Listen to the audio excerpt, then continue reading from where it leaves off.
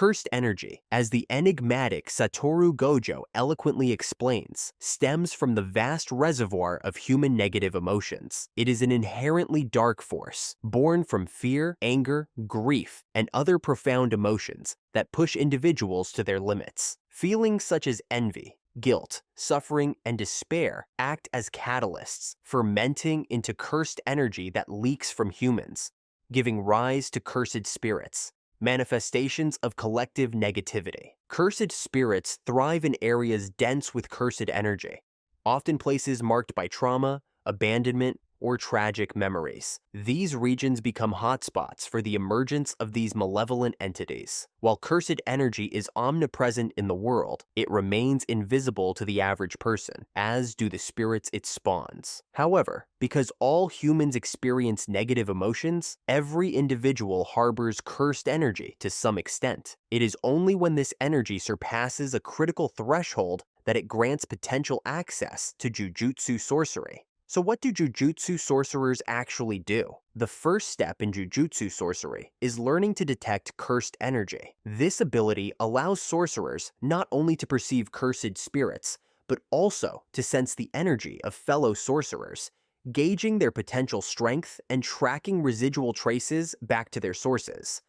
Each sorcerer possesses a unique energy signature, akin to a fingerprint, making it possible to identify them with precision. However, detection alone is far from sufficient. Seeing a spirit beast is a different challenge than defeating one, and the path to mastery only begins here. Since cursed energy originates from negative emotions, sorcerers must learn to control their feelings to command this power effectively. Gojo's innovative training methods exemplify this principle. He teaches Yuji to maintain focus by channeling his energy into a cursed doll while watching emotional movies. This blend of emotional stability and technical practice ensures that a sorcerer can contain and direct their energy without succumbing to its volatile nature. Once a sorcerer gains control, they can start applying cursed energy in combat. This can include physical amplification, infusing fists with energy for powerful strikes, defensive coating, reinforcing their skin to withstand attacks, ranged attacks, expelling raw cursed energy as projectiles, and weapon augmentation, channeling energy into tools or weapons, gradually turning them into cursed tools if infused over time. This development is akin to nurturing a tree. Beginners like Yuji are mere saplings, while masters like Gojo stand as towering redwoods with deep roots and unshakable strength. At the highest levels, cursed energy manipulation unlocks extraordinary feats. One such phenomenon is the Black Flash, achieved when a sorcerer's physical strike synchronizes with cursed energy application within a margin of 0.000001 seconds. The result is an amplified, devastating blow. While no sorcerer can trigger Black Flash at will due to its demanding precision, skilled practitioners like Nanami and Yuji have demonstrated remarkable consistency, showcasing the heights of mastery. Jujutsu sorcerers are rare and pivotal figures, tasked with maintaining balance in a world filled with cursed energy. Unlike ordinary humans who unconsciously leak their negativity, sorcerers refine and manipulate this energy into powerful techniques. Gojo compares cursed energy to an unstable fuel source. Sorcerers must stabilize and harness it, transforming raw emotion into purposeful power. This process remains partially shrouded in mystery, as each sorcerer forges a unique connection with their cursed energy. This individuality explains the diverse range of abilities within the sorcery world, from offensive techniques to support and healing arts. However, the stakes of failing to control cursed energy are high. Yuta Okatsu's struggle with controlling his immense cursed energy offers a striking example. His lack of mastery led to Rika's transformation into a cursed spirit, a stark reminder of the stakes involved. To mitigate such risks, sorcerers employ cursed objects, tools, or even vessels to channel and stabilize their energy. This practical approach, taught by masters like Gojo, serves as a foundation for young sorcerers like Yuta and Itadori to gain control over their power. In the end, cursed energy is far more than a destructive force. It is a reflection of the human experience, a reminder that even in darkness, there lies the potential for transformation and unparalleled strength. Cursed techniques. This is where we start to get crazy unique powers that make Jujutsu Kaisen's battles some of the most intriguing and, at times, confusing. This is also the essence of cursed techniques, the ultimate expression of a Jujutsu sorcerer's connection to cursed energy. These techniques are not just tools. They are stories carved into the very fabric of a sorcerer's being, shaped by history, individuality, and legacy. At the heart of every cursed technique lies the act of activation, a process that transforms potential into reality. Picture cursed energy as electricity coursing through the wires of a house. Without an appliance to harness that energy, it remains untapped potential. A cursed technique, then, is like an appliance, designed to channel and convert this energy into a functional ability. To activate a cursed technique, a sorcerer must solve an internal formula, a mental equation as precise as advanced mathematics. This formula determines how the energy flows and shapes itself, following one of two distinct methods. The first is called lapse, or forward rotation, and is the most natural state of activation. Think of it as a steady, purposeful current flowing in the right direction. By directing their cursed energy forward, a sorcerer taps into the fundamental power of their technique. This is the foundation upon which all abilities are built, a neutral yet essential process that allows cursed energy to take form. The second method is called the reverse cursed technique, which stands as one of the most enigmatic and awe-inspiring facets of cursed energy. A paradoxical process that turns destruction into restoration. Imagine harnessing the very essence of negativity, multiplying it by itself, and creating something entirely new. Positive energy. It's a feat so rare and intricate that only the most exceptional sorcerers can even hope to achieve it. Even someone as skilled as Satoru Gojo cannot directly utilize cursed energy for positive purposes without the advanced application of this technique. Reversed cursed energy primarily serves as a restorative force, capable of healing the human body. However, its potential stretches far beyond mere recovery. It can be harnessed to fuel advanced techniques or even counteract an opponent's abilities. In addition, to excel at Jujutsu, one must excel at subtraction. What does this mean? It means refining the activation of cursed techniques to their simplest and most efficient form. Many techniques require external aids, hand signs, incantations, or even rituals to function. While useful for amplifying power, these steps can also slow a sorcerer down. True mastery lies in minimizing these components. A skilled sorcerer can strip away unnecessary gestures, leaving only the raw, refined essence of their technique. But there's beauty in balance. Sometimes, the deliberate inclusion of an incantation or ritual can elevate a technique's potency to unimaginable heights. Innate techniques are the cornerstone of a Jujutsu sorcerer's identity, a unique power etched into their very being. These extraordinary abilities are more than just talents. They are deeply rooted in the sorcerer's physiology, specifically the right prefrontal cortex of the brain.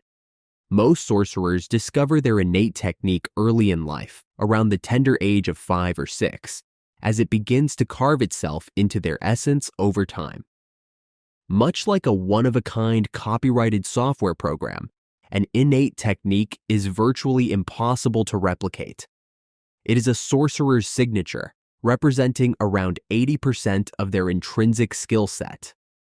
When someone refers to their personal curse technique, they are almost always speaking of their innate ability, a gift that defines their potential and sets them apart in the Jujutsu world. For the vast majority of sorcerers, possessing a single innate technique is the norm. This singular focus allows their abilities to develop deeply and effectively without overwhelming the mind. However, Exceptions to this rule exist. Taking Kenjaku, a sorcerer with the unparalleled ability to switch bodies. Through this power, he gains access to the innate techniques of his current vessel. Even so, the human brain can only handle a finite number of these abilities, at most 3 or 4, before being overwhelmed. Yuta Okatsu, another exceptional case, wields multiple techniques thanks to the aid of Rika, his external spirit. Without such support, even a prodigy like Yuta would struggle to maintain control. One of the factors that also determines how an innate technique manifests is the mindset of the user. Even if two sorcerers possess the same innate technique, the difference between the user's mentality and even the era they are born in slightly modifies the way the technique is expressed. However, not all powerful techniques are confined to the realm of heredity. While the formula for hereditary innate techniques is exclusively accessible to members of their respective clans, innate techniques often manifest naturally in sorcerers, irrespective of their lineage.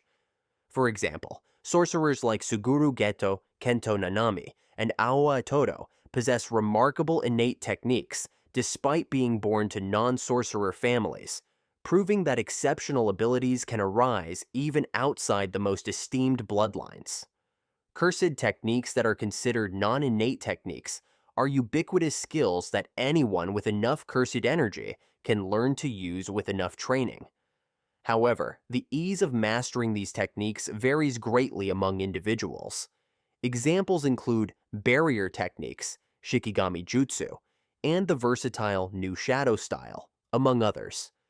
Barrier techniques are a fascinating branch of cursed techniques that manipulate space to either confine entities within a specific zone or prevent them from entering one. These abilities are often employed strategically, with simpler forms, like curtains being commonly used by individuals without innate techniques, such as Jujutsu High Assistant Managers. Creating a barrier involves a meticulous process. The practitioner constructs a formula within themselves, incorporates empowered words, and channels cursed energy through the formula to activate the technique. While this may sound straightforward, the execution is anything but. Even for seasoned jujutsu practitioners, constructing barriers is a demanding skill, requiring precise control and a deep understanding of cursed energy. For example, while setting up a basic barrier might be achievable for many sorcerers, adding advanced functions, such as restricting entry or exit to specific individuals, demands exceptional skill.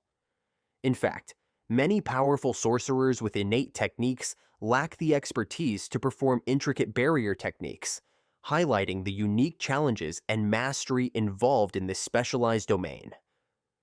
And of course, the most hype version of the barrier technique is a domain expansion. This is where a cursed energy user will erect a barrier that is powered by the cursed technique. Domain expansion is the pinnacle of jujutsu sorcery, a technique that sets its wielder apart as a true master. To perform it, a sorcerer channels their innate domain with cursed energy, creating a barrier that encapsulates a separate space. Within this enclosed realm, the sorcerer weaves their cursed technique, amplifying it and unleashing its full potential throughout the domain. Each user has a unique hand sign or signal that triggers their domain expansion, marking their signature move.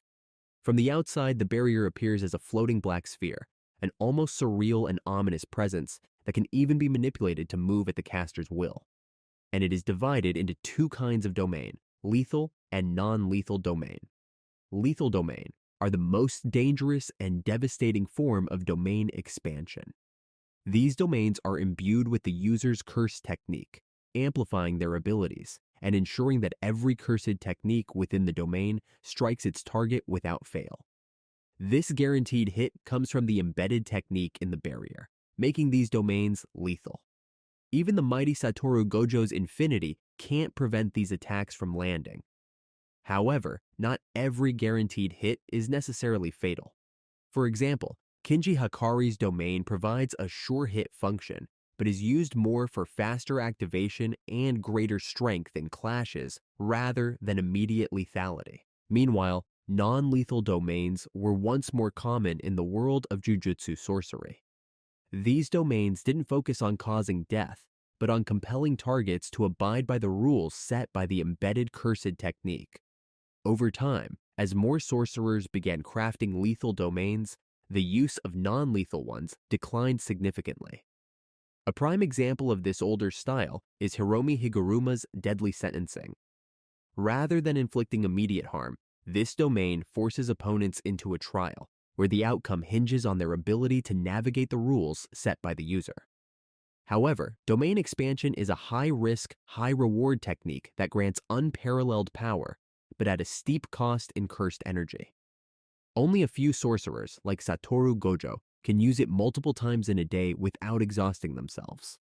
Kinji Hakari, on the other hand, can only cast it repeatedly after hitting a jackpot that replenishes his cursed energy and stabilizes his technique.